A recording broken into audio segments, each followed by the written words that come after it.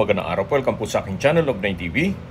Patalasasan po, meron po ba kayong mga properties na napapabayaan or non-performing assets?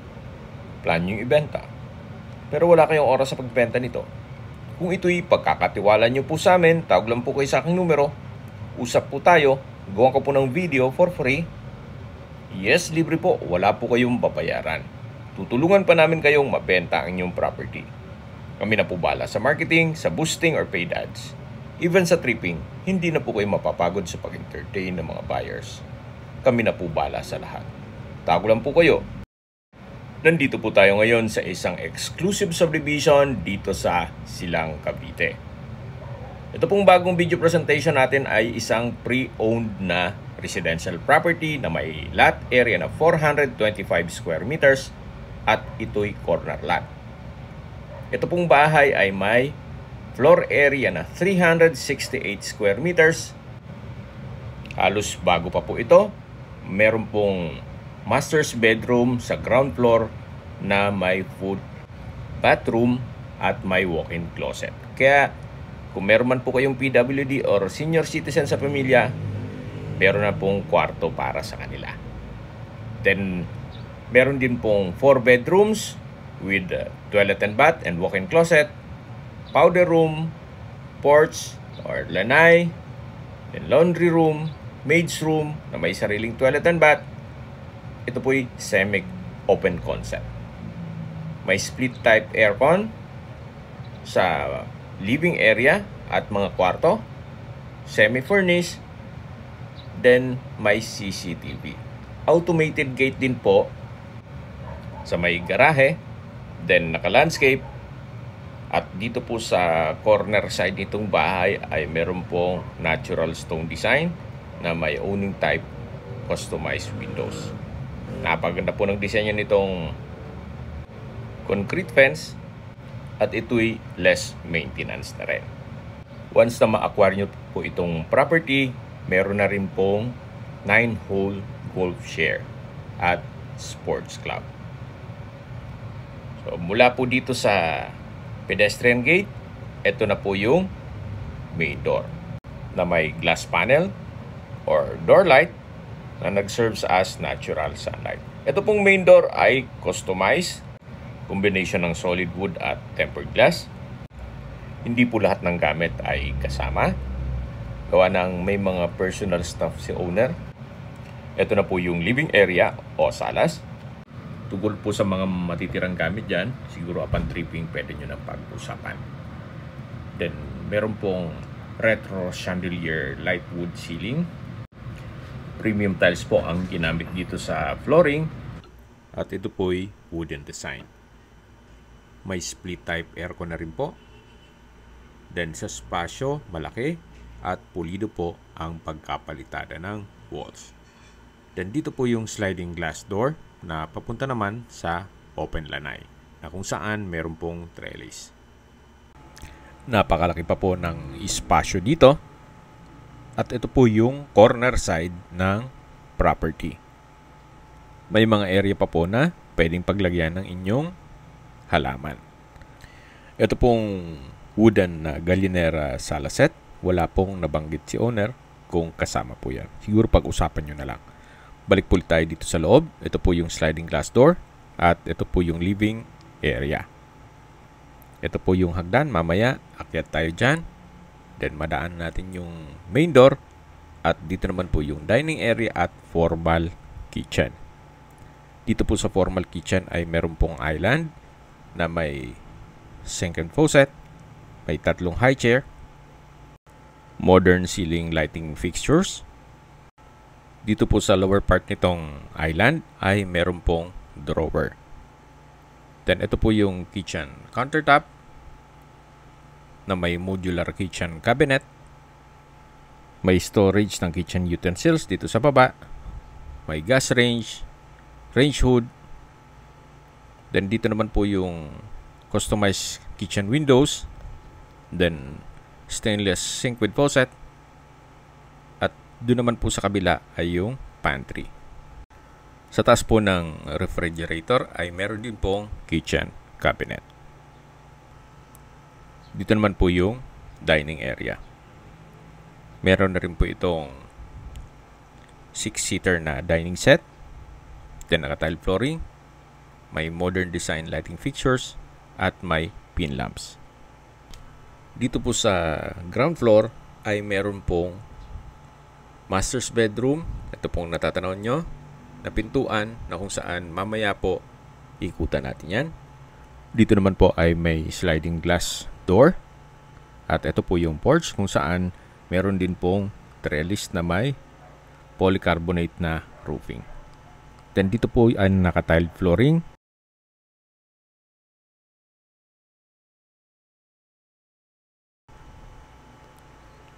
So, napakaaliwalas din po dito. At dito naman po sa kabilang side ay yung breakfast table.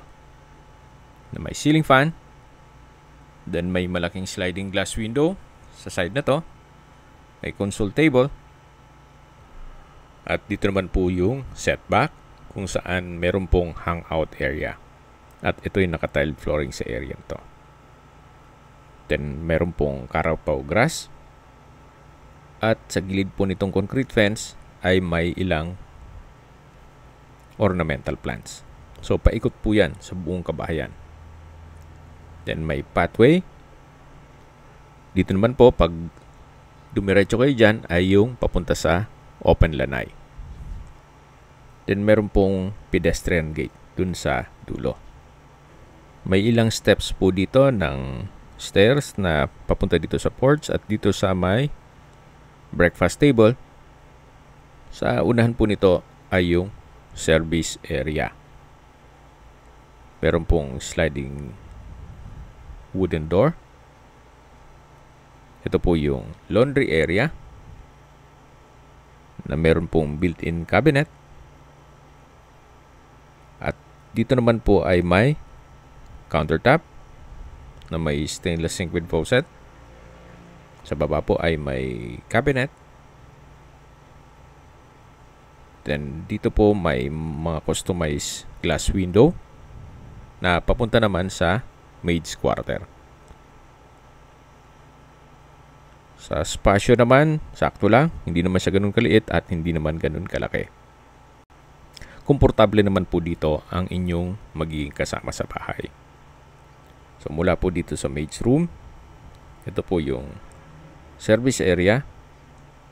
Then paglabas po natin yung breakfast table o game room, depende po kung anong use nyo dito o magiging purpose nyo yan sa area yan. Then dito naman po yung dining area.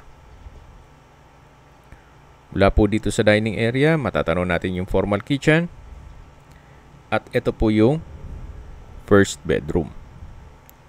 Ito po yung naka-solid wood door. At yan po yung folding. Kaya, hindi po kumakain ng spasyo.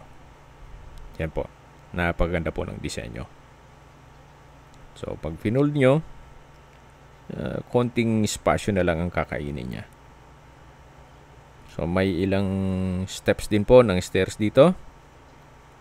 Ito po, tunghayan nyo po yung first bedroom. May split type aircon, then wardrobe at drawer, naka-tiled flooring, then may wall lamp, pin lamp, at pag nandito po kayo sa loob, matatanaw nyo yung dining area, living area, at open lanai. So napakaganda po ng floor plan, napakaaliwalas, hindi po ganun kagulo yung setup ng bahay. May sariling toilet and bath din po ito na may bathroom countertop, vanity mirror, from floor to ceiling po ang tiled bathroom wall, may water closet with bidet, then may shower enclosure, at may overhead shower. Meron din po itong bathroom window na may blinds. Yan po yung overhead shower. High ceiling din po dito sa area to. Meron pong built-in na shampoo at soap holder. Then wall-mounted stainless towel holder. So ito po yung common toilet and bath dito sa first bedroom. Then meron din pong sliding glass door na access papunta naman dito sa may balkonahe o terrace. Sa ilalim po nitong first bedroom ay yung garahe na kakasya po ang 4 na sasakyan at mamaya po bababa tayo dyan. At mula po dito matatanaw nyo naman yung automated steel gate. So yan po yung split type aircon.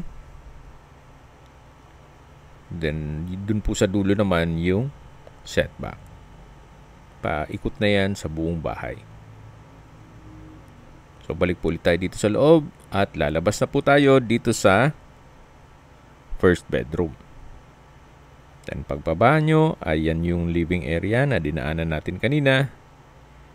Then sa dulo yung living area at dito naman po yung island o breakfast nook at formal kitchen. Then dito naman po tayo sa master's bedroom. Kung meron man po kayong PWD or senior citizen sa pamilya, ito po yung tinutukoy ko na kwarto para sa kanila. Napakalaki po ng espasyo. May customized glass window o Onin type window. Tiled flooring, may ceiling fan. Sa mga kagamitan po, may option po kayo kung sakali man na may magustuhan kayo, pwede nating i-negotiate kayo owner. Then kung sakaling ayaw nyo naman, pwede naman pong hindi nakasama mga furnishings. So mag-counter offer na lang po kayo sa asking price ni owner. Kung furnished or semi-furnished, so depende po sa inyo kung hanggang saan ang magiging budget nyo para dito sa property. So ito po yung toilet and bath. May drop lights, then wall-mounted na towel holder. May bathroom countertop, bathroom drawer and cabinet. May hand wash basin with stainless faucet at meron pong vanity mirror. Ito naman po yung water closet with bidet. At dito naman po yung shower enclosure na may overhead shower.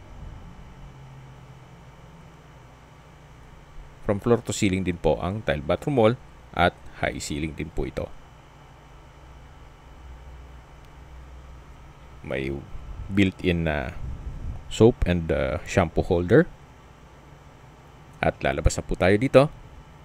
Tunghayin niyo po ulit itong master's bedroom. Yan po, napaganda, napakaliwalas. Then mula po dito sa master's bedroom ay matatanaw nyo naman yung espasyo na malapit dun sa open lanay. Ito naman po yung walk-in closet. Then meron pong mga wooden shelves. At dyan na rin po nakapwesto yung CCTV. So syempre yung CCTV ay kasama na po yan. Hindi naman tatanggalin na. Pati yung mga split type aircon. Kung sakali man po na gusto nyong hindi furnish, lahat ng movable, yun lang po ang pwedeng tanggalin. So paglabas nyo po dito sa master's bedroom, yan po yung living area na kung saan naipakita ko na sa inyo ito. At dito po yung main door. Bago tayo umakyat dito sa hagdan, ay meron po itong understairs na powder room. Na kung saan ito yung naka-solid wood door. Then meron din pong bathroom countertop, vanity mirror, water closet with bidet. At yan po yung customized glass window na serves as natural sunlight. Floating po itong bathroom countertop. Napakalinis po nitong property. Wala na po kayong ipapagawa dito. Even yung mga corners, mapapansin nyo, malinis pa rin. Kaya ito po'y ready for occupancy. Once na ma-acquire nyo ito, anytime, pwede nyo na pong lipatan kagad. So, akit na po tayo dito sa hagdan o sa stairs kung saan ito po'y may staircase window na nag-serves as natural sunlight. Maisingit ko lang po, ito pong subdivision dito sa silang ay nasa mataas na lugar. Ang estimated elevation above sea level ay 931.1 feet. Kaya malamig po ang klima dito at sariwa ang hangin. Nandito na po tayo sa family area. Then sa dulo po ay may sliding glass door papunta sa balkonahe. Meron na rin pong split type aircon dito. At ibang furnishings. So mula po dito may sliding glass door na papunta dito sa balkonahe o terrace. At yan po ang inyong mga magiging kapitbahay. Napakaaliwalas po, napakatahimik ng lugar. At tungkol naman sa seguridad, safe na safe po kayo dito gawa ng meron pong 24 hours roving guards dito sa loob ng subdivision. Check po muna natin ang third bedroom at ito'y kumpleto rin po. Sa spasyo, malaki, may ceiling fan, naka-tile flooring, pulido ang pagkapalitada ng walls at ceiling. May split type aircon. May bed frame and mattress. Then may sliding glass window papunta sa balkonahe. At halos same setup lang po. Nakabukod po ang walk-in closet doon sa toilet and bath. So ito po yung walk-in closet na kung saan mayroon mga wall-mounted wooden shelves. Tunghayin nyo po ulit itong third bedroom. Then, dito naman po yung toilet and bath. Ito po yung naka-solid wood door. May water closet with bidet. Bathroom countertop with drawer and cabinet. May vanity mirror. Then, drop lights. Bathroom window. Tile bathroom wall. Then, meron pong shower enclosure na may overhead shower.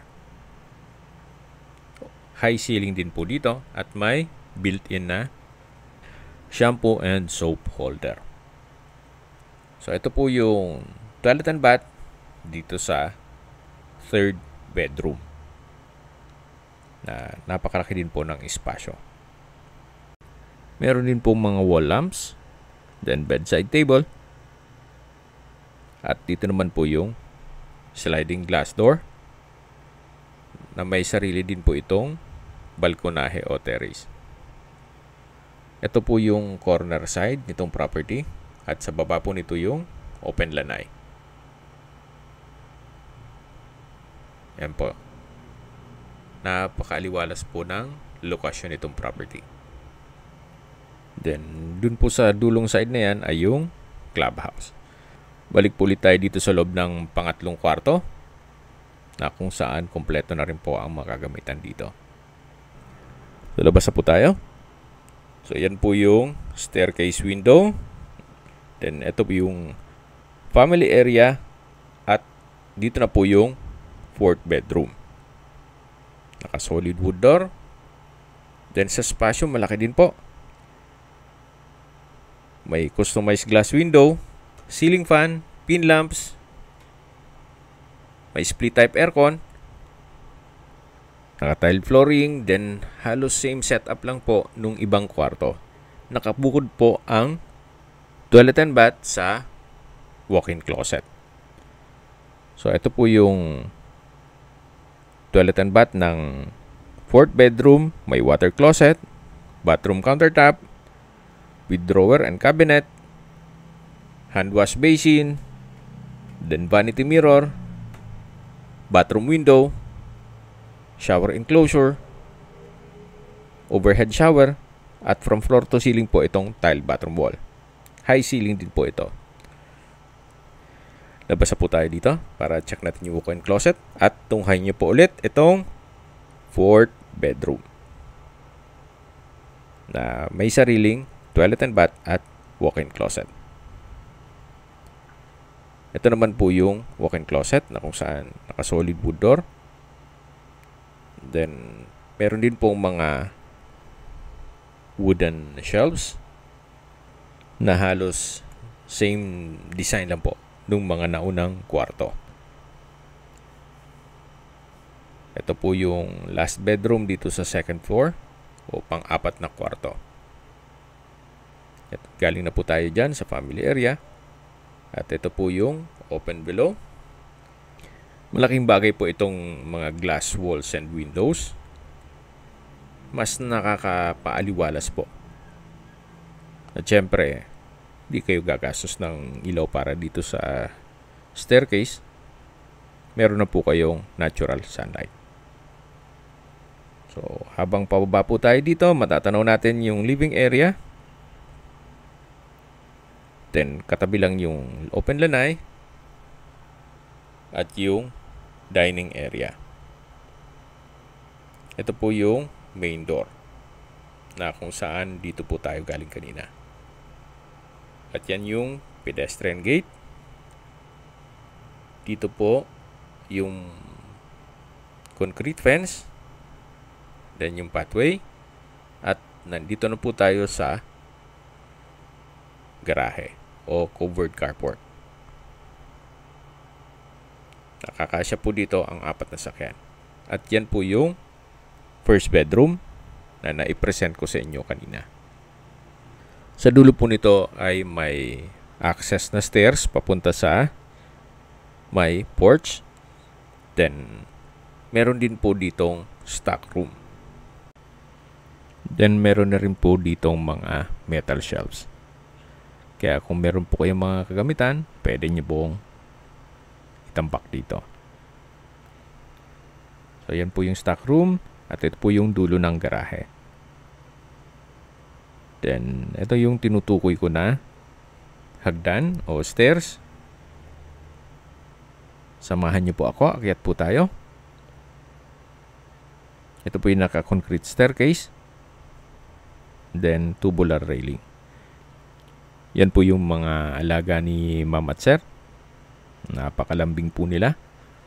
At meron pong glass door na access ito papunta dito sa may game area o coffee table. Depende po sa use nyo dyan. Then ito po yung porch. Yan po yung sliding glass door papunta sa dining. At ito po yung hangout area kung saan galing na tayo dito. At yan po, paikot na po yan hanggang dun sa garahe. Then may steel gate dito para kung sakali man may aso kayo, dito lang po sila maglalaro sa side na yan. Yan po yung sa side ng bahay. At ito po yung back view ng buong kabahayan. So mula po dito, may pathway. Then yan yung tinutukoy ko na hangout area. So another pathway. Then sa dulo po ay may pedestrian gate para hindi na iikot dun sa main gate kung sakaling pupunta dito sa kabilang side. At dito naman po sa labas ay pwede po kayong mag-park. May common parking po kung marami po kayong sasakyan. Yan po ang kagandahan pag corner lot. Marami po kayong pwedeng i-park. So ito po yung glass windows na owning type mula po sa master's bedroom. Then ito naman po yung open lanai. Recap lang po sa mga nag-skip ng video. Ito pong property ay pre-owned o halos bago pa po ito. Titulado, buhay po ang may-ari, kaya wala po kayong maging problema sa documentation o sa transfer ng title. May lot area po ito na 425 square meters at corner lot. Ang floor area po nitong bahay ay 368 square meters. May 4 na garahe, master's bedroom, at 4 bedrooms na may toilet and bath. May powder room, may porch, lanay, laundry room or service area, at may maid's room na may sariling toilet and bath. Binebenta po ito ni owner sa halagang 45 million pesos. Kung may mga katanungan po kayo o gusto yung mag-counter offer sa asking price ni owner, kung sakaling maibigyan nyo ito, tawag lang po kayo sa aking numero. At sa mga kababayan naman natin nasa ibang bansa, meron po akong Telegram. Sa mga iPhone user naman, may iMessage. Meron din pong Imo, Skype, Viber at WhatsApp. Same number lang po, 0917-316-3399. Sa mga nagtatanong naman po ng aming Facebook, meron po kaming Facebook page na Nov9TV at Facebook Real Video. Meron din pong TikTok at Instagram. May ibang YouTube channel po kami na The Nov9TV channel, Nov9TV Listings, Nov9TV On The Spot, at Nov9TV Updates. Sana po naibigan nyo ang video presentation. Paki-like and subscribe na lang po sa aking channel para ma-update din po kayo sa aking future listings. Kung sakali po hanap nyo yung mas malaking sukat na lupa, meron din po kami ibang listings na pwede nyong pagpilian. Huwag po kayong mag-atubiling tumawag sa amin, then let us know your budget para malaman namin kung anong property pwede namin alok sa inyo. Sa lahat pong viewers, subscriber at nagtiwala po sa amin, salamat po sa suporta. Ingat po kayo lagi at yung pamilya. Maraming salamat po. Okay, pahabol lang po sa distance, location at travel time. Napakalapit lang po nito sa Far Eastern University, Silang Campus o FEU. Mula po sa Aguinaldo Highway, ang distance is 1.6 kilometers at ang travel time is 4 minutes. Mula naman po sa Silang Specialist Hospital, ang distance is 2.3 kilometers at ang travel time is 6 minutes. Ganun din po sa Silang Public Market. At yan po yung lagi kong binabanggit sa aking video na dapat nyo i-consider sa paghanap ng property, yung meron pong malapit na hospital. Hindi ko naman po sinasabing sakitin kayo. Yan naman po for emergency purpose lang naman. At mula naman po sa Calac Silang Interchange, ang distance is 4.7 kilometers at ang travel time is 9 minutes. Mula naman po sa Tagaytay, ang distance is 14.4 kilometers at ang travel time is 22 minutes. Kung manggagaling naman po sa Manila o sa airport, ang distance is 45.1 kilometers at ang travel time is 1 hour and 6 minutes.